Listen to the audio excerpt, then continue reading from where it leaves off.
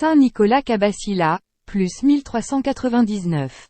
Fêté le 20 juin. Dès sa jeunesse, il reçut la formation spirituelle d'un des disciples de Saint Grégoire Palama et fréquenta les cercles de Thessalonique qui s'adonnaient à la prière de Jésus. Puis il alla poursuivre ses études à l'école de philosophie de Constantinople, mais il resta très soucieux des problèmes sociaux et politiques de son époque.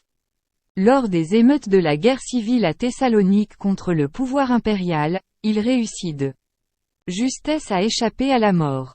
Plus tard, il se déclara favorable à un concile d'union avec l'Église latine, mais sans compromis doctrinal. La guerre civile reprit et Saint Nicolas se retira des affaires publiques en venant à Constantinople et composa 2 livres majeurs, l'interprétation de la Sainte Liturgie, et une « Vie de Jésus ». Empruntant la voie hésychaste, il rappelle que la déification et l'union au Christ constituent le but de la vie spirituelle de tout chrétien, transfigurant ainsi la culture humaniste de son temps pour se faire le docteur de l'hésychasme sacramentel.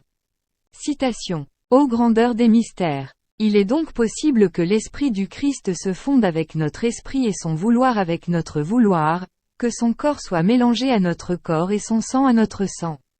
Que devient notre esprit quand l'esprit divin s'en est rendu maître? Que devient notre vouloir quand le vouloir bienheureux le subjugue?